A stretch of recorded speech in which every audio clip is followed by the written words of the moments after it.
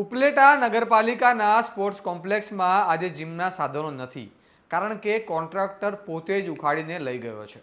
2.5 વર્ષ સુધી પેમેન્ટ ન મળતા આખરે 5 લાખના સાધનો બહાર કાઢવામાં આવ્યા અને હવે રમતપ્રેમીઓ ખાલી હોલ સામે ઊભા છે. વિકાસ માટે બનાવાયેલા કોમ્પ્લેક્સ હવે વહીવટી ગડબડનું પ્રતીક બની ગયો છે. આખરે પેમેન્ટ કેમ અટક્યું અને જવાબદારી કોણ લેશે? આવો વિગતે વાત કરીએ સમગ્ર મામલા વિશે આ અહેવાલમાં. નમસ્કાર, હું ચિરાગ વર્ષાબેન. આપ જોઈ રહ્યા છો સ્વમાન. રાજકોટની HP ઇન્ફોસિસ કંપનીના માલિક દિનેશ સુવાએ વર્ષ 2022માં ઉપલેટા સ્પોર્ટ્સ કોમ્પ્લેક્સમાં અંદાજે 5 લાખ રૂપિયાના જીમના સાધનો સહિત અન્ય સુવિધાઓ ફિટ કર્યા હતા. આરોપ મુજબ સાધનો ફિટ કર્યા પછી 2.5 વર્ષ સુધી નગરપાલિકાએ પેમેન્ટ ચૂકવ્યું નહીં.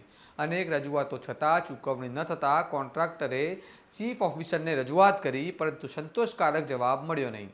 અંતે વર્તમાન ચીફ ઓફિસર દ્વારા ભંડોળના અભાવનો હવાલો આપીને સ્વખર્ચે સાધનો કાઢીને લઈ જવાની સૂચના આપવામાં આવી અને કોન્ટ્રાક્ટર સાધનો ઉખાડીને લઈ ગયા. સાંભળો દિનેશભાઈ સુવા શું કહી રહ્યા છે. નમસ્કાર મિત્રો, મારું નામ દિનેશભાઈ છે. હાલ હું રાજકોટ રહું છું અને મારી કંપનીનું નામ HP ઇન્ફોસિસ છે.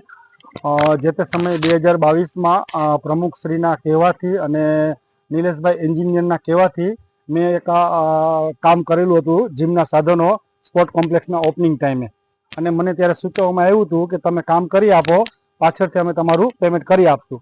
પણ 2022થી આજ સુધી મેં ઘણી વખત રિક્વેસ્ટ કરી, પણ મારા પેમેન્ટમાં કોઈએ ધ્યાન આપ્યું નથી. અને છેલ્લે મને ચીફ ઓફિસર સાહેબ એમ કહે છે કે ભાઈ તમે તમારા સાધનો અહીંથી નિકાલી જાઓ.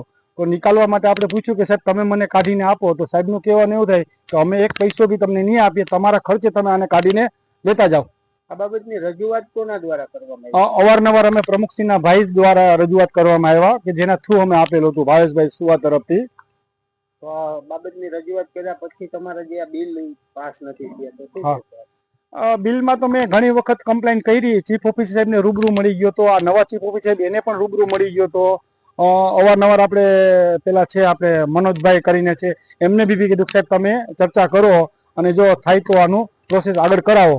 પણ એને બી છેલ્લે એમ કીધું કે ભાઈ મેં બહુ બધી વાત કરી પણ કોઈ ના પાડે છે, તો મંજૂર તો નહીં થાય બિલ તમારું. હવે શું માંગ તમારી? હવે કશું કાંઈ માંગ નથી. બસ આ સાધનો આજે હું GCB થી લઈ જાઉં છું અને કોઈ સારી સંસ્થા હશે એને હું દાન કરી દઈશ. તો આજે નુકસાની તમને થઈ છે, તમારા દ્વારા જે નગરપાલિકાની બેદરકારી ખુલ્લી પાડવામાં આવી, તો બીજી કંપનીઓ છે તે ભરોસા કરી શકશે? સાહેબ આ તો એક સામાન્ય 5 લાખનો ભ્રષ્ટાચાર છે. આવો તો કેટલા કામ એડવાન્સમાં કરી ચૂક્યા છે અને જેને પેમેન્ટ કરવામાં નહીં આવ્યો હોય એ સામે નથી આવતા. હું પેલો એવો વેપારી છું કે જે સામે આવ્યો કે ભાઈ મારે ભલે 5 લાખના સાધન આપ્યા અને આને નિકાલવા માટે ભલે બીજા 2 લાખ દેવા પડે, પણ હું લખાવી અને ચોપડે આપીશ, પેપર ઉપર આપીશ આને.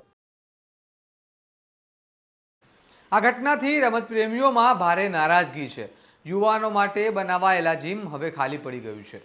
પ્રશ્ન એ છે કે જો નગરપાલિકા પાસે ભંડોળ ન હતું તો કામનો ઓર્ડર કેમ આપ્યો? શું બજેટ ફાળવણી થઈ હતી અને 2.5 વર્ષ સુધી બિલ બાકી કેમ રાખવામાં આવ્યું? આ માત્ર 5 લાખ રૂપિયાનો મુદ્દો નથી, આ નગરપાલિકાની વહીવટી વ્યવસ્થા અને નાણાકીય જવાબદારીનો પ્રશ્ન છે. હવે જોવાનું રહ્યું કે નગરપાલિકા આ મામલે શું સ્પષ્ટતા કરે છે, શું બાકી પેમેન્ટ કરશે અને શું જવાબદાર અધિકારીઓ સામે કોઈ કાર્યવાહી થશે. નહીં તો વિકાસના દાવા વચ્ચે આવી ઘટના નગરપાલિકાની છબી પર પ્રશ્નચિહ્ન મૂકી શકે છે. આપ શું માનો છો? શું જાહેર નાણાં સાથે આવી બેદરકારી સહન કરી શકાય? તમારું મંતવ્ય અમને કમેન્ટ બોક્સમાં જણાવો અને આવા જ અહેવાલો માટે સ્વમાનને લાઇક, શેર અને સબસ્ક્રાઇબ કરવાનું ભૂલતા નહીં. નમસ્કાર.